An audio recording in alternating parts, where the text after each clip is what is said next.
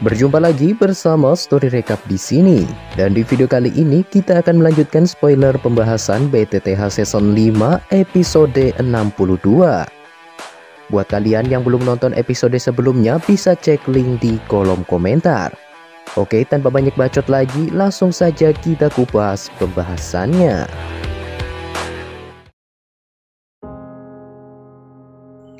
Setelah pertempurannya dengan dokter peri kecil sebelumnya, Xiaoyan pun mulai menetap di lembah kecil bersama Medusa dan juga Xian. Di situ Xiaoyan juga mengirim seekor burung pembawa pesan ke ibu kota untuk memberitahu Xiaoding dan yang lainnya posisinya saat ini. Dengan begitu, mereka bisa mengirim seseorang ke tempat tersebut jika ada masalah yang terjadi nantinya. Beberapa saat kemudian, Xiaoyan pun mulai mengumpulkan bahan obat yang tumbuh di lembah tersebut.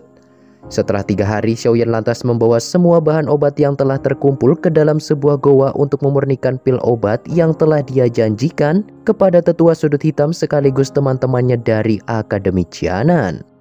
Sementara Xiaoyan mengurung diri di dalam goa, Xian dan juga Medusa terus berkeliling di lembah kecil itu sembari bermain dengan para bis yang ada di sana. Di sisi lain, Xiaoyan kini mulai mengeluarkan semua bahan obat dan peralatan yang dia perlukan untuk memurnikan pil obat. Aroma bahan obat yang kaya pun segera menyebar dan memenuhi seluruh bagian dalam goa. Setelah mengeluarkan kuali dari cincin penyimpanannya, Xiaoyan termenung sejenak dan akhirnya memutuskan untuk menyempurnakan pil Dao Spirit terlebih dahulu. Dikarenakan tingkatannya yang cukup rendah dan memiliki tingkat kesuksesan yang jauh lebih tinggi jika dibandingkan dengan pil Huang Perkasa yang berada di tingkat 6. Sementara Xiaoyan terus memurnikan pil di dalam goa, Xian kini mulai merasa bosan dengan suasana di lembah itu. Tak lama kemudian, Xian pun menghasut Medusa dengan beberapa kata dan akhirnya mereka pun diam-diam menyelinap keluar tanpa sepengetahuan Xiaoyan. Sontak hal ini membuat pegunungan Magical Beast yang awalnya tenang seketika menjadi kacau balau. Dengan kemampuan khusus miliknya, Xian dan juga Medusa pun terus menelusuri pegunungan Magical Beast dan berhasil mendapatkan begitu banyak harta karun yang tersimpan di sana. Tentu saja semakin banyak harta yang mereka ambil, maka semakin banyak pula beast yang mengejar mereka. Tak terasa penjarahan ini pun telah berlangsung selama kurang lebih setengah bulan lamanya. Dan kini sebagian besar Magical Beast yang ada di sana pun telah dikunjungi oleh Xian dan juga Medusa. Penjarahan besar-besaran ini secara alami menyebabkan kemarahan para beast. Oleh karena itu, para Magical Beast yang kuat dan juga memiliki kecerdasan seperti manusia pun mulai berkumpul dan membentuk formasi untuk menyerang Xian dan juga Medusa. Melihat jumlah Magical Beast yang tak terhitung jumlahnya berkumpul menjadi satu, Medusa pun seketika menyadari bahwa mereka tidak mungkin menang dan segera membawa Xian untuk melarikan diri. Setelah memastikan tidak ada satupun Magical Beast yang mengikuti mereka, Medusa pun bergegas membawa Xian kembali ke lembah kecil. Selama beberapa hari keduanya pun tidak berani meninggalkan lembah karena takut kejadian yang sama terulang kembali. Selain itu, jika para beast sampai datang ke lembah, mereka takut hal itu akan mengganggu Xiaoyan yang sedang memurnikan obat. Jika sampai terjadi kecelakaan, kemungkinan keselamatan Xiaoyan akan terancam. Namun di situ hal aneh mulai terjadi pada tubuh Xian. Wajahnya perlahan memerah dan tubuhnya menjadi panas mendidih seakan itu adalah sebuah oven. Perubahan Xian itu seketika membuat Medusa pucat karena syok. Terlebih dia tidak bisa memberikan bantuan apapun. Namun saat Medusa mulai panik, Xian tiba-tiba saja tertidur. Cahaya ungu pun segera melonjak keluar dari tubuhnya dan merubah menjadi sebuah kepompong yang membungkus tubuhnya secara menyeluruh. Melihat hal itu, Medusa pun menghela nafas lega. Dia akhirnya menyadari bahwa energi yang dikumpulkan Xian telah melebihi batas sehingga dia pun secara alami akan naik ke tingkat selanjutnya. Meskipun seseorang tidak dapat melihat dengan jelas makhluk yang ada di dalam kepompong, tetapi energi agung yang terkandung di dalamnya sudah menunjukkan bahwa sosok ini tidaklah biasa. Sejumlah energi yang ada di lembah juga terus-menerus diserap ke dalam kepompong menyebabkan cahaya pada tubuh kepompong itu menjadi semakin terang. Nah, dikarenakan Xian saat ini telah berubah menjadi kepompong dan Xiaoyan masih terus memurnikan pil di dalam goa, mau tak mau Medusa pun hanya bisa berdiam diri di lembah itu untuk menjaga mereka berdua. Meskipun dia ingin pergi, tetapi kedua orang itu tidak boleh terganggu selama periode ini. Jika tidak, dampaknya akan sangat berbahaya. Singkat cerita, Xiaoyan pun kini telah menghabiskan waktu selama 1 bulan untuk memurnikan pil. Setelah mendekam begitu lama, sebuah ledakan pun muncul dari dalam goa yang membuat seluruh lembah bergetar. Sesaat setelah itu, sosok yang agak menyedihkan pun perlahan keluar dari mulut goa. Terlihat di sana kondisi Xiaoyan yang cukup berantakan dikarenakan pil tingkat 6 yang dia murnikan sebelumnya. Beruntung tidak ada kecelakaan selama proses alkimia itu. Jika pil tingkat 6 itu sampai meledak, maka Xiaoyan setidaknya akan menerima serangan yang sebanding dengan kekuatan puncak doang. Tak lama kemudian, Xiaoyan lantas mengamati situasi di sekitarnya. Dia pun cukup terkejut setelah melihat ada sebuah kepompong terang berwarna ungu yang sangat mencolok. Dia lantas mengalihkan pandangannya ke arah Medusa yang berada di sampingnya dan bertanya benda apakah itu. Medusa sedikit tersenyum dan menjawab dengan suara lembut, "Ini adalah transformasi Xian." Setelah mengatakan itu, Medusa lantas menyapu pandangannya ke arah Xiaoyan dan menanyakan apakah proses pemurnian pilnya berjalan lancar. Selain itu, Medusa juga dapat merasakan aura di tubuh Xiaoyan yang terlihat semakin tidak stabil. Sepertinya dia harus segera keluar dari kelas doang. Mendengar perkataan itu, Xiaoyan pun tersenyum dan menjelaskan bahwa pemurnian pil kali ini sangat membantu pelatihannya. Menurut perkiraannya, seharusnya dia akan menerobos dalam 10 hari ke depan. Semua orang tentu tahu jarak antara Doang dan Dohuang sangatlah besar. Pada umumnya, jika seseorang menerobos, dia setidaknya membutuhkan waktu setengah tahun atau bahkan 1 tahun penuh untuk benar-benar melakukan transformasi.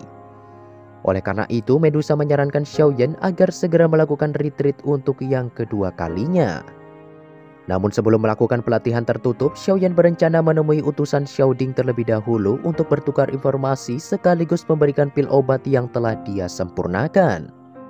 Karena tak ingin membuang waktu lebih lama, Xiaoyan pun segera terbang meninggalkan lembah dan akhirnya sampai di salah satu puncak gunung. Setelah mendarat, Xiaoyan dapat merasakan ada 10 aura manusia dan segera menyuruh mereka untuk keluar. Tak lama kemudian, sekelompok pasukan yang dipimpin oleh seorang lelaki tua pun muncul dan langsung memberikan salam penghormatan kepada Xiaoyan. Tatapan Xiaoyan pun seketika menyapu ke arah pasukan ini. Matanya seketika berhenti di dada mereka dan menemukan ada sebuah lencana giok yang tergantung di sana. Di dalamnya terdapat gambar teratai api yang sangat indah. Melihat lencana itu, Xiaoyan pun menyadari bahwa mereka semua memang pasukan yang diutus oleh Xiaoding. Sesaat kemudian, lelaki tua itu pun memperkenalkan diri di hadapan Xiaoyan.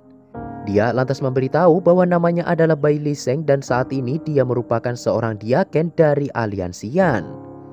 Setelah menerima informasi dari pasukan tersebut, Xiaoyan kemudian menyerahkan pil yang telah dia sempurnakan kepada Bai Liseng agar dibawa kembali ke ibu kota. Selain itu, Xiaoyan juga telah meninggalkan jejak spiritual di sana sehingga dia dapat membantu jika pasukan ini sampai dirampok di tengah jalan. Di situ Bai Liseng meyakinkan Xiaoyan bahwa barang tersebut akan sepenuhnya aman mengingat saat ini tidak ada seorang pun yang berani mengusik Aliansian di Kekaisaran Jiama. Setelah mengatakan itu, sekelompok pasukan itu pun perlahan mundur dan pergi meninggalkan pegunungan tersebut. Nah, dikarenakan masalah pil telah diselesaikan, kini Xiaoyan bisa kembali ke lembah dengan tenang dan mulai melakukan retreat keduanya. Tepat ketika Xiaoyan mengepakkan kedua sayap doki miliknya, dia tiba-tiba saja merasakan ada sebuah aura pertempuran yang berasal dari kota Kingsan. Sepertinya kali ini Kagang sudah mulai bertarung dengan pasukan tentara bayaran sarang ular. Menurut informasi yang ada, kelompok tentara bayaran ini telah memasuki kota Kingsan sejak 1 tahun yang lalu.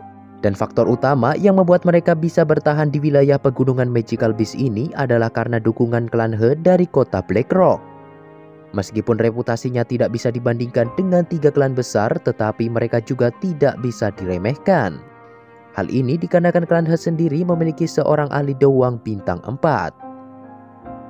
Dari kejauhan, Xiaoyan dapat melihat bahwa saat ini Kagang telah berhasil mengalahkan kelompok tentara bayaran sarang ular berkat bantuan 5 botol giok teratai api yang dia berikan sebelumnya. Kemenangan itu membuat reputasi tentara bayaran pertempuran darah melonjak pesat. Hanya dalam waktu 1 bulan, mereka benar-benar berhasil mengusir seluruh anggota tentara bayaran sarang ular yang tersisa dari kota Kingsan. Namun, tindakan Kagang dan kelompoknya ini juga membuat ketua klan He merasa kesal dan akhirnya datang secara langsung ke kota Kingsan untuk membuat perhitungan dengan mereka. Di bawah tekanan kekuatan yang menakutkan dari seorang ahli doang, Semua pertahanan yang dimiliki tentara bayaran pertempuran berdarah pun dapat dihancurkan dengan mudah. Dikarenakan kondisi yang mereka alami sangat tidak menguntungkan, Gagang pun mulai merasa putus asa. Dia lantas teringat piringan giok yang diberikan Xiaoyan sebelumnya dan bergegas menghancurkannya. Dia hanya bisa berharap Xiaoyan menerima pesan itu dan mau menolong mereka. Di saat yang bersamaan, para penjaga dari klan He pun kini telah mengepung seluruh tempat tersebut. Dengan ekspresi muram, ketua klan He kemudian mengambil botol giok yang diberikan Xiaoyan sebelumnya dan berkata, "Kalian semua mengandalkan benda ini untuk membunuh menantuku dan beberapa ahli yang telah kukirim ke sini. Aku ingin tahu siapa di antara kalian yang memiliki botol giok ini." Mendengar hal itu, Gagang pun memberanikan diri dan memberitahu ketua klan He bahwa botol giok itu adalah miliknya. Di situ dia berharap ketua klan He bersedia melepaskan para wanita dan anak-anak yang ada di kota Kingsan. Ketua klan He tidak menanggapi perkataan Gagang dan segera menanyakan dari mana dia mendapatkan benda yang sangat menakutkan itu. Tentu saja Gagang mengetahui bahwa ketua klan He memiliki niat buruk dan memutuskan untuk membohonginya. Gagang lalu mengatakan bahwa botol giok itu secara tak sengaja dia temukan saat berburu di pegunungan Magical Beast. Sebagai seorang ahli doang, ketua klan He tentu mengetahui bahwa Gagang saat ini tengah berbohong. Oleh karena itu, dia pun segera menyerang Gagang hingga membuatnya terhempas jauh dan memuntahkan seteguk darah segar dari mulutnya. Meski berada di ambang kematian, tetapi Gagang tetap menyembunyikan identitas Xiaoyan karena takut ke depannya mereka akan menargetkan Xiaoyan. Karena tidak mendapatkan jawaban yang memuaskan, ketua klan He pun kini telah kehabisan kesabarannya. Di situ dia berniat menghabisi Gagang untuk melampiaskan amarahnya itu. Namun di saat-saat terakhir tubuhnya tiba-tiba saja menjadi kaku dan tak bisa digerakkan. Suara tenang perlahan bergema di langit yang membuat semua orang cukup panik dan segera mengamati area di sekitar mereka untuk mencari sumber suara tersebut.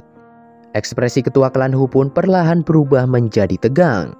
Dikarenakan dia tidak bisa menemukan jejak orang yang bicara di langit itu, ketua klan He lantas menyapu pandangannya ke segala arah dan berkata, "Tuan, ini adalah masalah klan He kami. Aku harap Anda tidak akan ikut campur masalah pribadi orang lain." Tepat setelah itu, sosok pemuda berbaju hitam pun tiba-tiba muncul di hadapan semua orang.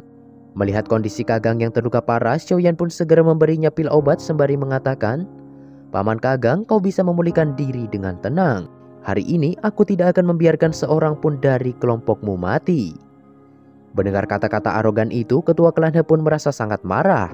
Dia lantas tertawa dingin dan memerintahkan para penjaga untuk bersiap menyerang Xiaoyan. Di situ Xiaoyan masih bersikap tenang dan meminta klan He agar segera pergi meninggalkan kota Kingsan dalam waktu 10 menit. Selama mereka bersedia, maka dia secara pribadi akan melupakan semua yang terjadi hari ini. Tentu saja perkataan ini membuat seluruh anggota klan He tertawa terbahak-bahak. Mereka menganggap bahwa pemuda ini hanyalah orang bodoh yang sudah kehilangan akal sehatnya. Dikarenakan peringatannya ini sama sekali tak dihiraukan, Xiaoyan pun seketika mengeluarkan energi Douqi dari dalam tubuhnya hingga membuat area di sekitarnya retak. Dengan kekuatan Xiaoyan yang saat ini telah mencapai puncak Douang, energi yang dia pancarkan itu bisa dikatakan sebanding dengan seorang elit Do Huang. Semua orang termasuk ketua klan Hu pun seketika terdiam membeku. Mereka dengan cepat menyadari bahwa sosok pemuda yang mereka remehkan sebelumnya itu ternyata memiliki kekuatan yang sangat menakutkan. Gagang dan juga Ling Er pun benar-benar tak menyangka bahwa pemuda yang mereka temui beberapa tahun lalu kini telah menjadi sosok yang dapat bersaing dengan kekuatan utama di Kekaisaran Jiama. Padahal saat itu dia hanyalah seorang pemula yang baru menembus tingkat Douze. Sementara itu, ketua klan He yang dipenuhi rasa takut kini mulai mundur secara perlahan. Dia seketika tertegun dan bertanya-tanya sejak kapan Kekaisaran Jiama memiliki ahli Do Huang yang begitu muda. Ketika pikiran ini terlintas di hatinya, dia jadi kembali teringat peristiwa besar yang baru saja mengguncang Kekaisaran. Jika diingat-ingat, karakter utama dalam pertempuran besar itu memiliki ciri-ciri yang sama dengan pemuda yang ada di hadapannya.